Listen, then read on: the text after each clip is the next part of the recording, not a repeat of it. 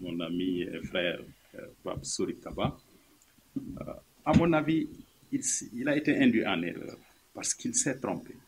Il s'est trompé pour la bonne et simple raison que tout ce qu'il a dit concernant, n'est-ce pas, en tout cas, euh, la première dame, ne correspond pas réellement à la vérité. Moi, j'étais sur place. La première dame euh, n'a jamais eu cette approche de venir aider les responsables politiques dans le parrainage.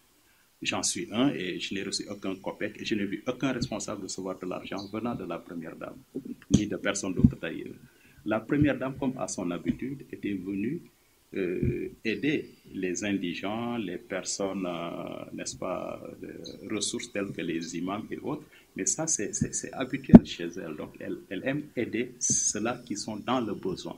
Mais venir appuyer les ressources politiques dans le parrainage, ça, c'est faire un mauvais procès à la première dame. L'autre élément, c'est par rapport à la salubrité de la ville. Je pense que faire le parallélisme entre la salubrité de Fatick et la dengue, je pense que ça également, c'est une méconnaissance de, comment dirais-je, de, de, des épidémies ou autres maladies qui surviennent dans tel ou tel autre contexte. Des villes beaucoup plus difficilement viables en termes de salubrité existent bel et bien, et pourtant on n'y trouve pas la dengue.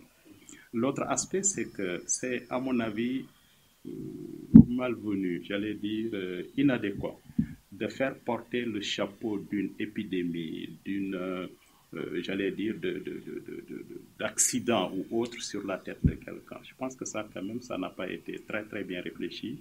Il a peut-être réfléchi à haute voix, mais je pense honnêtement que s'il était bien inspiré, il aurait dû s'approcher des uns et des autres pour avoir les vrais motifs de tout cela qu'il conteste. Ouais, il s'est trompé, il s'est trompé. Je pense qu'on l'a induit en erreur. Qui, je ne sais pas, mais on lui a donné de fausses informations.